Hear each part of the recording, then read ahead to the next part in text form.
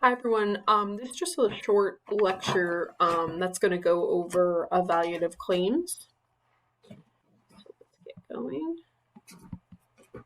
So just a reminder, evaluative claims are the same things as thesis statements, just for an evaluation essay. So obviously we're writing an evaluation essay here. So our thesis statement for this assignment is an evaluative claim. So if you hear me using that phrase or the term, don't get confused.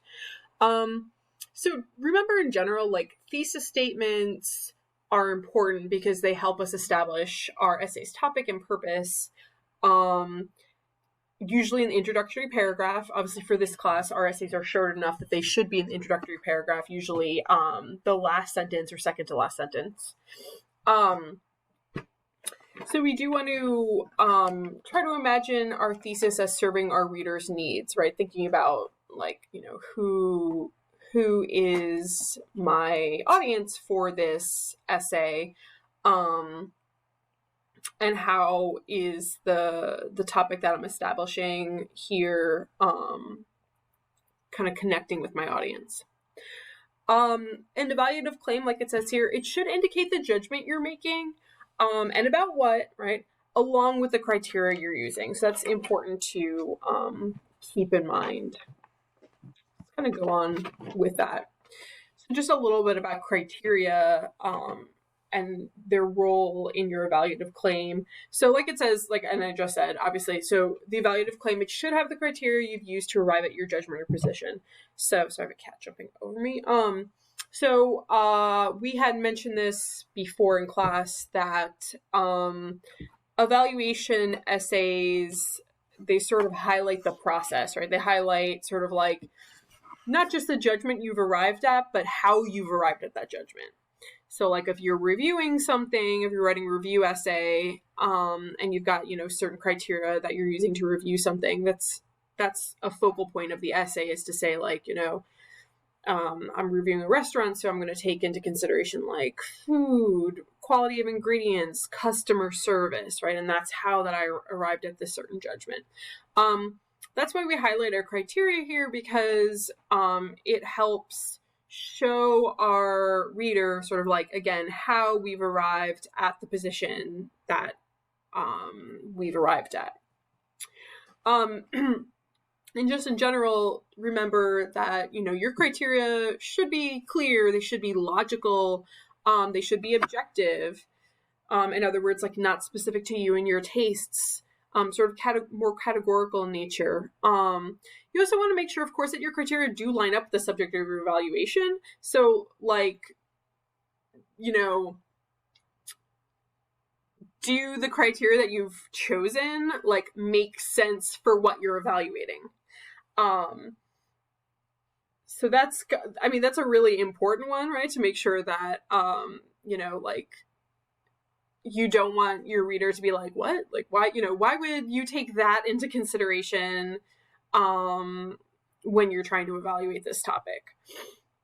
And, in general, these should be standards that make sense for what you're evaluating. So that's kind of a big thing, right? So it's if you're evaluating a specific topic, you want to, again, make sure that there is a clear correlation between how you're evaluating it and what you're evaluating. So I'm just going to look at two example evaluation claims, or evaluative claims, and just talk a little bit about them for context. These two evaluative claims that we're looking at on this slide, they're also the example evaluative claims that are on your assignment sheet. So if you want to look back at that, you can go ahead and do so. So here's the first one. It says, although they are not as environmentally friendly, traditional gas vehicles are a better choice for the average consumer because they are cheaper to purchase, the cost of maintenance is lower, and there's a wider variety of vehicles available to fit consumers' needs.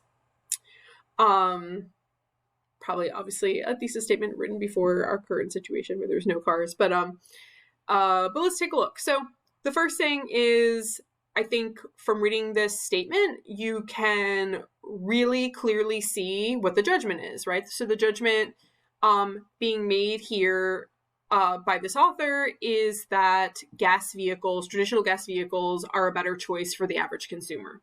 Right. So it doesn't take a lot of figuring out to see what this writer is trying to say, what judgment they've arrived at. They've very made it, they've made it very clear.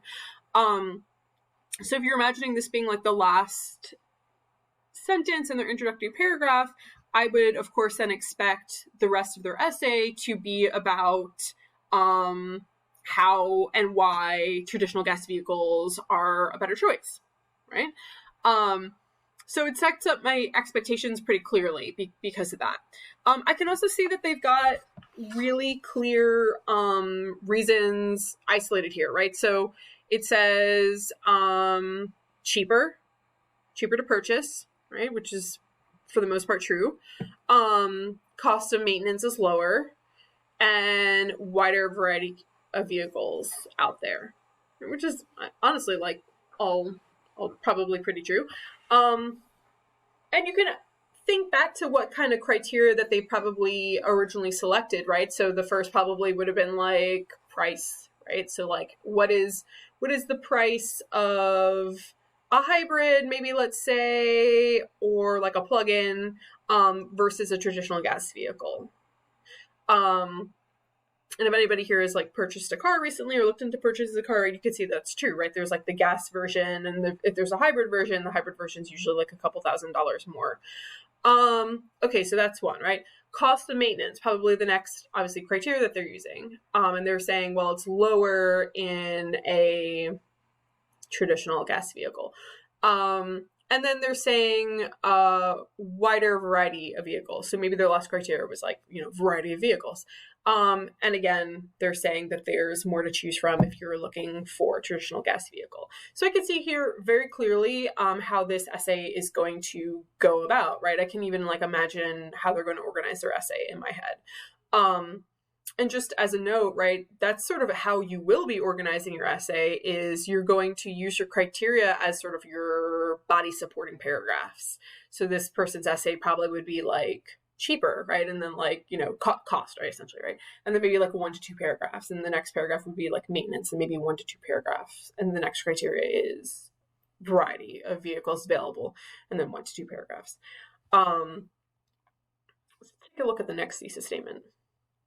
So this thesis says, for a growing number of students, online learning is preferable to face-to-face learning for several reasons. Online courses allow for greater flexibility, do not require students to be local to the college or campus, and can often be more engaging than the traditional classroom. Okay, same deal. They have a very clear judgment or position that online learning is better than traditional face-to-face learning. Got it. And now they have really clear reasons that they're using to support their position. So the first one is more flexibility. The second one is you don't have to be local to the college or the campus, right? So you could be taking online classes and be on the beach in Hawaii. And can often be more engaging than the traditional classroom. So that's another, obviously reason that's maybe specific to what they're writing about, but whatever, right? That's the reason that they're using. Again, I could see this is how their essay is going to be organized, and these are the points that they're going to address within the body of their essay. And it's going to show readers, right, how did I arrive at the judgment that online learning is preferable? Because of these specific reasons. One thing to note, and I know I mentioned this in class, is that as you move through the body of your essay and you address each of these reasons, remember that you're going to be expected to have support. So for example, if I'm talking about greater flexibility, I might define what does that mean? Flexibility, how, in terms of when I can do the work, where I can do the work, what are the benefits of this flexibility. And I would need maybe some sources that help sort of further my point here. The same thing here with maybe being more engaging than the traditional classroom. Like, how so? And like, what are the benefits of that, right? So this is where your research comes in, and obviously for the previous thesis statement as well, you're going to be using your research to help support the points that you're making in the body of your essay, and in order to sort of show your reader that it's not just like you choosing a position and coming up with like 3 crazy reasons, but you also have like research that backs up the kind of position that you've arrived at. Anyway, hopefully this kind of clarifies how you are approaching the thesis statement. So we need a judgment or position, right?